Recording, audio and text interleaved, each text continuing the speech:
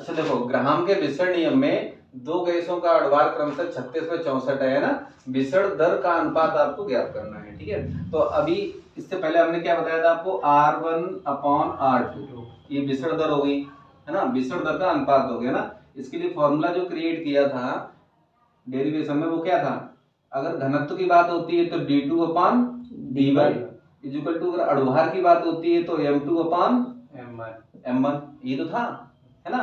तो इस तरीके से मतलब कि अगर घनत्व की बात होती है तो विसरण दर ले लेते हैं और घनत्व ले लेते हैं, अगर अणुभार की बात होती है तो विसरण दर और अणुभार ले लेते हैं, है ना। अभी यहाँ पे क्या दिया गया, अणुभार क्रमशः 36 और 64 है, तो M1 की वैल्यू क्या हो गई 36, M2 की वैल्यू क्या हो गई 64, है ना। और विसरण दर का हमें अनुपात ज्ञात करना है, तो बस रख दीजिए इसमें मान R1/R2 इक्वल टू, अब हमें D2 और D1 नहीं लेना है, ठीक है ना, क्योंकि अणुभार की बात हो रही है ना यहाँ पे, तो M2 और M1 लेना है, ठीक है ना।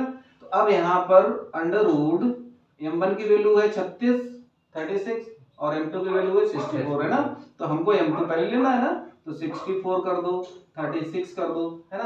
अब यहाँ पर देखना है कि आपको ये वाला मार्क, ये किसका मार्क होता है, वर्गमूल का, है ना, इसको हटाना है। तो इसको हटाने के लिए 64 किसका वर्गमूल है, किसका वर्ग है 64,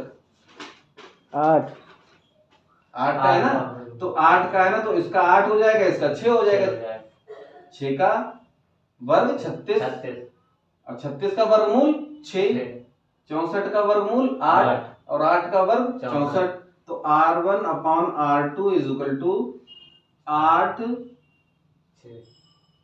6, ठीक है ना। इस तरीके से अनुपात क्या आ गया, R1/R2 इज इक्वल टू 8:6, ठीक है ना। इस तरीके से R1 और R2 की वैल्यू आ गई है 8:6, 8:6, ठीक है ना। इस तरीके से टाइप के जो भी क्वेश्चन होंगे ना, आपको इसी तरीके से लगाना।